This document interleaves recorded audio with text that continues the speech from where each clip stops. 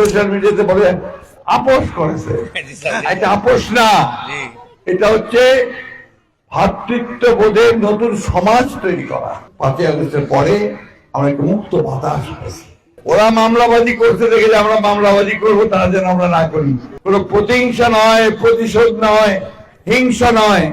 আসুন আমরা সকলের সঙ্গে ভালোবাসা দিয়ে, সৌহার্দ্য দিয়ে, প্রেম দিয়ে নতুন বাংলাদেশ নির্মাণ করি, ঠিক না? ঠাকুরগা তো আপনার আমার 7,500 মানুষের মামলা হয়েছে এই ঠাকুর সদর থানায়। 70টার উপরে আপনার মামলার সংখ্যা ছিল। কেউ দমে যায় নাই, আমার লোক একটাও আমেরিকা যায় নাই। কারণ আমরা সঠিক পথে ছিলাম এবং সত্যের পথে ছিলাম। আজকে দেখেন, সত্যের পথে ছিলাম বলেই আজকে আল্লাহর অশেষ রহমতে আমরা আজকে 24শে জুলাই আন্দোলন, 5ই আগস্টের পরে আমরা একটু মুক্ত বাতাস পাইছি। এখন বাংলাদেশের মানুষ আমরা রাত্রে একটু আরাম করে ঘুমাইতে পারি। এখানকার আমি জানি আমার ছেলেরা রাত্রে কেউ ঘুমাইতে পারতো না, অন্য শহরে অন্য গ্রামে গিয়ে থাকতো, অনেকে গাছের উপর গিয়ে থাকতো।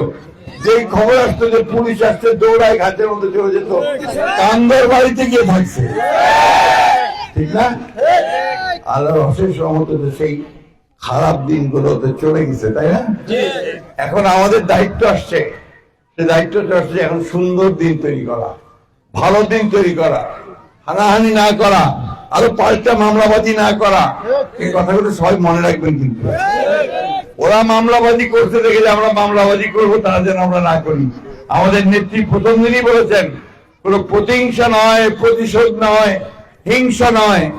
আসুন আমরা সকলের সঙ্গে ভালোবাসা দিয়ে, সৌহার্দ্য দিয়ে, প্রেম দিয়ে নতুন বাংলাদেশ নির্মাণ করি, ঠিক না?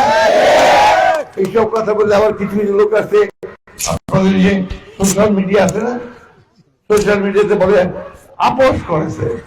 এটা আপোষ না, এটা হচ্ছে ভ্রাতৃত্ববোধের নতুন সমাজ তৈরি করা, একজন আরেকজনের মধ্যে হিংসা তৈরি না করা।